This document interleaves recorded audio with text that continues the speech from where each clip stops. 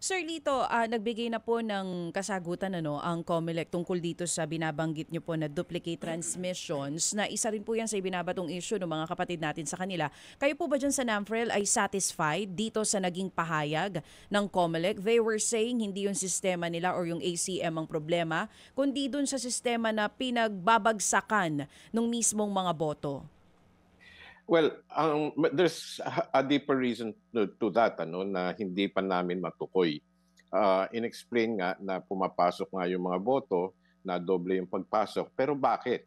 Dapat kasi yung double entry or duplicate ERs, kapag ka siya ay na-retransmit at natanggap sa ating mga servers, dapat na-filter na iyon. Dapat masabi ng sistema na, uy, natanggap ko na yan.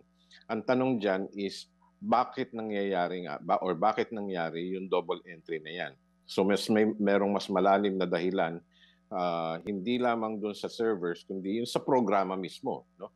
Yung mga programs natin kailangan ma-review, kailangan ma-audit yung nangyari para mahukay natin yung dahilan kung bakit nangyari yon, both doon sa delayed transmission at saka itong duplicate election returns.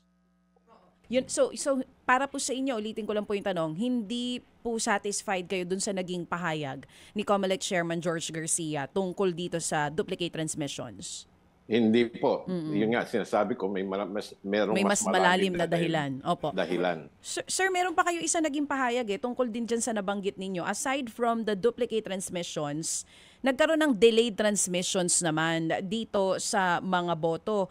Paano po ba natin i-interpret tong mga discrepancy na ito? Doon din sa naging pahayag nila, meron din silang dahilan kung bakit na-delay po yung mga boto. Doon po sa naging rason nila, okay po ba sa inyo yung naging pahayag nila? Tinatanggap niyo po ba yung rason na iyon? Again, kulang, no? There must be a deeper reason, no? Deeper cause, no? Kasi ang sinasabi nila ay pinoproseso, binubuo muna, iniipon yung mga election returns na natatanggap. Kung ang sa amin ay kung direct transmission to the different groups, no? Ito yung sa NAMFREL, PPCRB, dun sa majority party, minority party at saka sa media, dapat pa isa-isa yan. So pinoproseso muna nila para mabuo, no, at saka ibinibigay sa amin. Katulad nung nangyari nga nung sa 8:56 in the evening, nung natanggap yung unang tinatawag naming results package, no, naka-package na siya. Ang sabi ng COMELEC, dahil may pinoproseso pa nga. So bakit kailangan iproseso yung election returns kung ang sinabi, ang pangako naman ay direct transmission?